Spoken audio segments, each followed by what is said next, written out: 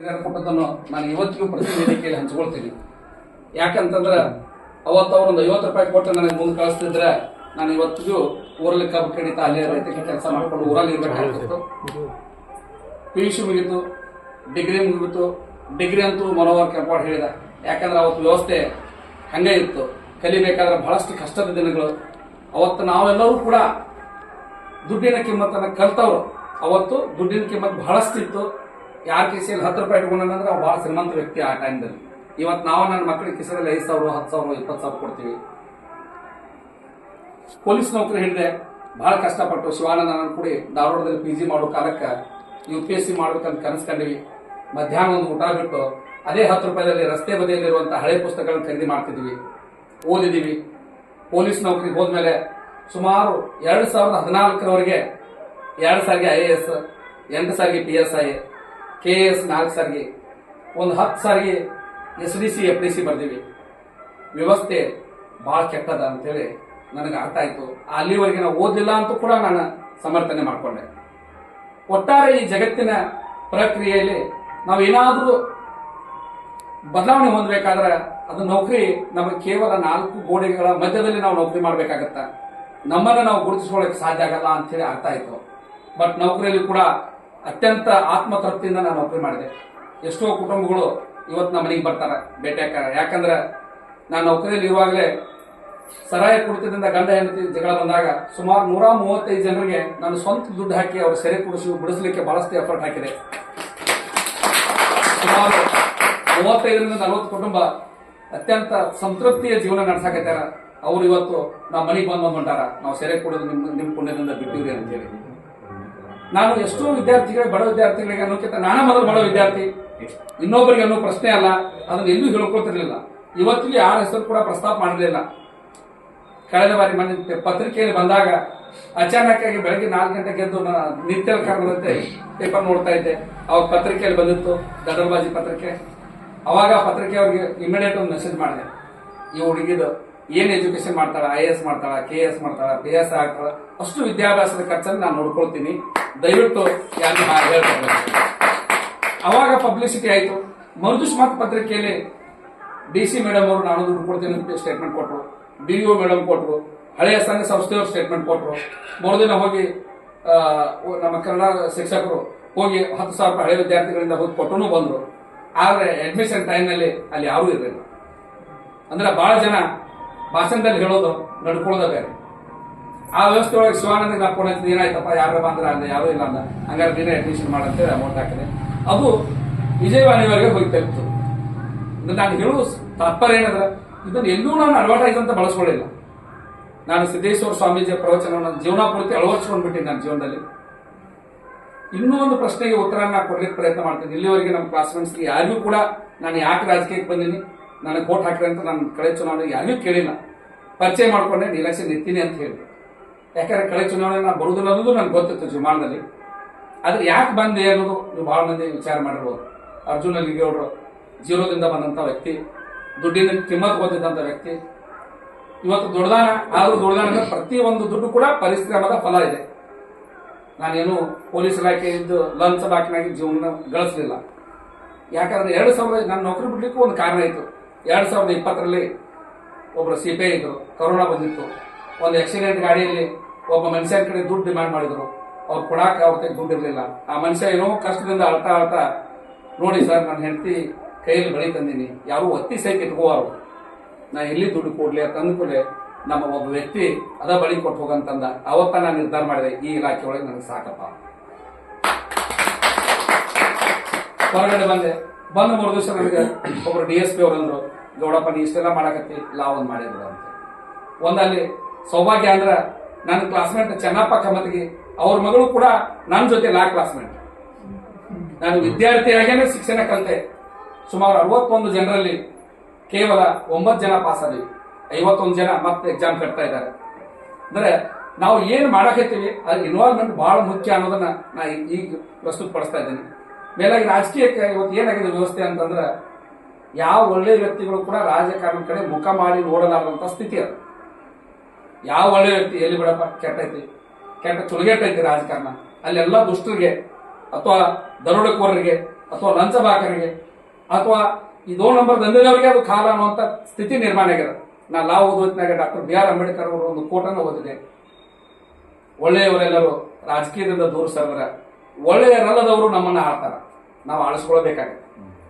ಎಲ್ಲಿವರೆಗೆ ನಾವು ದೇಶದ ಕಾನೂನು ನೋಡಿದಾಗ 56 ಇಲಾಖೆಗಳ ಮೇಲೆ ನಿಯಂತ್ರಣ ಮಾಡೋದು ಕೇವಲ ಶಾಸಕ, ಸಂಸತ್ತು ಅಂದ್ರೆ ಇವತ್ತು ರಾಜಕಾರಣಿಗಳು. ಆ ಮನುಷ್ಯ ಹೆಬ್ಬಟ್ಟನವದಾನೋ ಎಜುಕೇಟೆಡ್ ಅದಾನೋ ಯಾಕೆ ಬಂದಾನೋ ಅಂತ ಏನೂ ನೋಡೋದಿಲ್ಲ. ನಮ್ಮ ತಲೆಯಲ್ಲಿ ಒಂದು ಭ್ರಮೆಯನ್ನು ಹಾಕಿಬಿಟ್ಟಾರ, ನಾನು ಕಾಂಗ್ರೆಸ್, ನಾನು BJP, ನಾನು JDS, ನಾನು ಆಮ್ ಆದ್ಮಿ.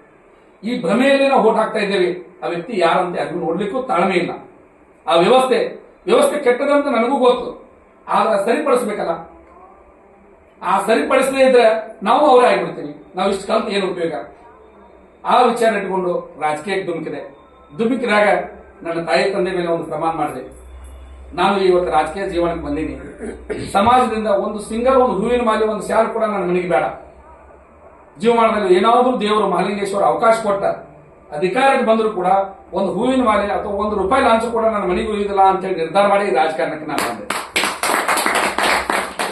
ಯಾಕಂದ್ರೆ ಒಂದು ವಿಚಾರ ಮಾಡ್ರಿ, ಯಾವ ಇಲಾಖೆ ಒಳಗೆ ಲಂಚ ಇಲ್ಲ ಇವತ್ತಿನ ವ್ಯವಸ್ಥೆ ಒಳಗೆ, ಅಲ್ಲಿ ಅಧಿಕಾರಿ ಲಂಚ ತಗೊಳ್ಳದಿದ್ರು ನಡೆಯಂಗಿಲ್ಲ. ನಾನು ಚುನಾವಣೆ ನಿಂತಾರ 11 ಜನ ಅಧಿಕಾರಿಗಳು ಪೊಲೀಸರು. ದಯವಿಟ್ಟು ನೀವು ಇನ್ನೂ ಪ್ರಯತ್ನ ಮಾಡ್ರಿ. ಯಾಕಂದ್ರೆ ಹಾವ ಬಡದು ನಾವು ಹದ್ದಿಗೆ ಹಾಕಾಕತ್ತೀವಿ. ಮ್ಯಾಗಿನವ್ರಿಗೆ ದುಡ್ಡು ಕೊಡೋದ್ರೆ ನಾವು ನೌಕರಿ ನೀಡೋದಿಲ್ಲ. ಇಲ್ಲಿ ಜನರಿಗೆ ನಾವು ಕೆಟ್ಟಾಗತ್ತೀವಿ, ಜನರ ಮುಂದೆ ಅಮಾಯಕರಿಗೆ ನಾವು ಬಲಿ ಕೊಡಾಕತ್ತೀವಿ. ಈ ವ್ಯವಸ್ಥೆ ಬದಲಿ ಆಗ್ಬೇಕಾಗ್ಯದ. ಒಂದು ಅರ್ಥ ಮಾಡ್ಕೊಳ್ರಿ, ನಮ್ಮ ಜೀವನದಾಗ ₹100 ಖರ್ಚು ಮಾಡಿದ್ರೆ ₹70 ಸರ್ಕಾರ ಕೊಂಟದ. ಆ ₹70 ಹಂಚಿಕೆಯನ್ನ ನಮ್ಮ ಶಾಸಕರ ಕೈಯಾಗ ಕೊಡಾಕತ್ತೀವಿ. ಸರ್ಕಾರ ₹100 ಸರ್ಕಾರ ಮಂಜೂರು ಮಾಡಿದ್ರೆ ₹20 ನಮ್ಮ ಜನರಿಗೆ ಬಂದು ಮುಟ್ಟುವಂತು. ನಾವು ಹಾಕುವ ಒಂದೇ ಒಂದು ಹುಟ್ಟು ಡಾಕ್ಟರ್ BR ಅಂಬೇಡ್ಕರ್ ಅವರು ಸಂವಿಧಾನ ಬರೆದರು. ಸಂವಿಧಾನದ 56 ಇಲಾಖೆಗಳನ್ನ ಉದ್ಭವ ಮಾಡಿದರು. 56 ಇಲಾಖೆಗಳನ್ನು ನಿಯಂತ್ರಿಸಲಿಕ್ಕೆ ಜನಪ್ರತಿನಿಧಿಗಳಿಗೆ ಅಧಿಕಾರ ಕೊಟ್ಟರು. ಆ ಜನಪ್ರತಿನಿಧಿಗಳನ್ನ ಆಯ್ಕೆ ಮಾಡಲಿಕ್ಕೆ ನಮ್ಮ ಜನರಿಗೆ ಅಧಿಕಾರ ಕೊಟ್ಟರು. ಬಟ್ ಜನರಿಗೆ, ರಾಜಕಾರಣಿಗಳಿಗೆ ಏನಾಗಿದೆ ಅಂದ್ರೆ ಯಾವ ವ್ಯಕ್ತಿನೂ ಶಾಣೆ ಆಗಬಾರ್ದು, ಎಜುಕೇಶನ್ ಡೆವಲಪ್ ಆಗಬಾರ್ದು. ಭಾರತ ಸಂವಿಧಾನದ ಅನುಚ್ಛೇದ 51ರಲ್ಲಿ ಸ್ಪಷ್ಟವಾಗಿ ಹೇಳ್ತದೆ, ಸರ್ಕಾರ ಯಾಕೆ ಬೇಕು? ಜನರ ಮೂಲಭೂತ ಸೌಲಭ್ಯಗಳನ್ನು, ಶಿಕ್ಷಣವನ್ನ, ಆರೋಗ್ಯವನ್ನ, ವಸತಿ ಸೌಕರ್ಯ ಮಾಡುವುದೇ ಸರ್ಕಾರದ ಮೂಲ ಉದ್ದೇಶ. ಇವತ್ತು ನೋಡ್ರಿ, ನನ್ನ ಸಹೋದರಿಯರು ಒಳ್ಳೆಯ ಶಿಕ್ಷಕಿಯಾಗಿ ಒಂದು ಅವಾರ್ಡ್ ಆಯಿತು. ನನಗೆ ಬಹಳ ಖುಷಿ ಆಯಿತು. 1996 ನಂತರ ನನ್ನ ಸ್ನೇಹಿತ ಶಿವಾನಂದ್ ಕೂಡ ಕಳೆದ 22 ವರ್ಷಗಳಿಂದ ತನ್ನ ಜೀವನವನ್ನ ಅದಕ್ಕೆ ಮುಡಪಾಗಿಟ್ಟ. ಇವತ್ತಿಗೂ ಪರ್ಮನೆಂಟ್ ಆಗಿಲ್ಲ. ನಾ ಹೇಳುವ ಉದ್ದೇಶ ಏನಂದ್ರೆ, ಸುಮಾರು ಪ್ರೈಮರಿ ಮತ್ತು ಹೈಸ್ಕೂಲ್ ಸೇರಿ 50 ಲಕ್ಷ ಜನ ಇವತ್ತು ಶಿಕ್ಷಕರಿಗೆ ಸರ್ಕಾರ ಕೇವಲ ಗುತ್ತಿಗೆ ಆಧಾರ ಮೇಲೆ ತಗೊಂಡಿದ. ಅದು ಕೂಡ 11 ತಿಂಗಳು ತಗೊಳ್ಳೋದು, 12ನೇ ತಿಂಗಳು ಡಿಸ್ಕಂಟಿನ್ಯೂ ಮಾಡೋದು. ಮತ್ತು ಅವ್ರಿಗೆ ಯಾಕಂದ್ರೆ 2013 ಲೇಬರ್ ಆಕ್ಟ್ ಬಂದ ಮೇಲೆ ಸರ್ಕಾರ ಒಂದು ಉದ್ದೇಶ ಮಾಡಿತು, ಒಬ್ಬ ವ್ಯಕ್ತಿ ಕನಿಷ್ಠ ಇಷ್ಟು ದಿನ ನೌಕರಿ ಮಾಡಿದ್ರೆ ಅವನು ಕಾಯಂಗೊಳಿಸ್ಬೇಕಂತ ಹೇಳಿ. ಅವತ್ತು ಅವರು ಅದನ್ನ ಕನ್ವರ್ಟ್ ಮಾಡಿಕೊಂಡು ಟೆಂಪರರಿ ಗೆಸ್ಟ್ ಲೆಕ್ಚರ್ ಮಾಡ್ಕೊಂಡ್ಬಿಟ್ರು. ದೇಶದೊಳಗ ಒಬ್ಬ ಶಿಕ್ಷಕ ರಾಷ್ಟ್ರಪತಿ ಆಗಿದ್ದನ್ನು ನಾವು ನೀವೆಲ್ಲ ಕಂಡಿವಿ. ಡಾಕ್ಟರ್ ರಾಧಾಕೃಷ್ಣನ್, ಸರ್ವಪಲ್ಲಿ ರಾಧಾಕೃಷ್ಣನ್ ಅವರು. ಅಂದ್ರೆ ಒಬ್ಬ ಶಿಕ್ಷಕರಿಗೆ ಸಿಗುವಂತ ಗೌರವ, ಮರ್ಯಾದೆ ಇವತ್ತು ಕೇವಲ 15-20 ಸಾವಿರ ರೂಪಾಯಿಗೆ ಅವ್ರು ದುಡಿದು ಇವತ್ತು ಅವರು ಸ್ವತಂತ್ರವಾಗಿ ಬದುಕಲಿಕ್ಕೂ ಸಾಧ್ಯ ಆಗ್ತಾ ಇಲ್ಲ.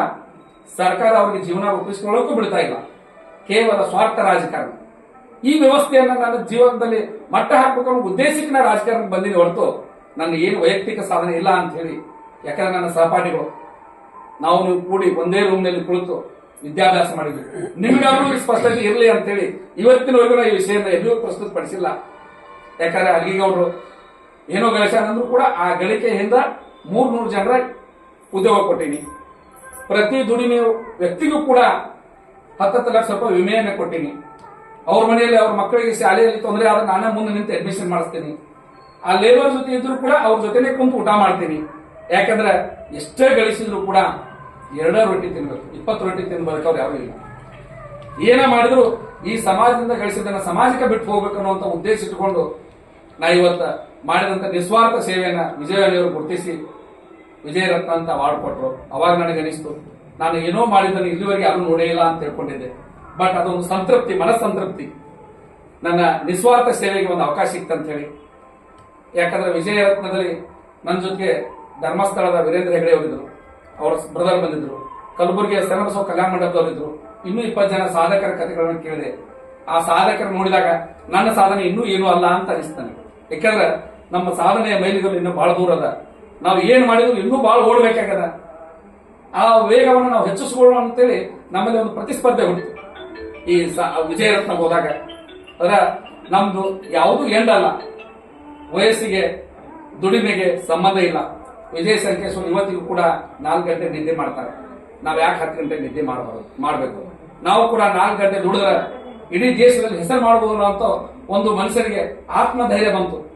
ಈ ಅದಕ್ಕಾಗಿ ನಾವು ವಿಜಯ ರತ್ನ ಅವಾರ್ಡ್ ಕೊಟ್ಟ ವಿಜಯವಾಣಿಯವ್ರಿಗೂ ಕೂಡ ತುಂಬ ಅಭಿನಂದನೆಗಳು ಸಲ್ಲಿಸ್ತೇನೆ.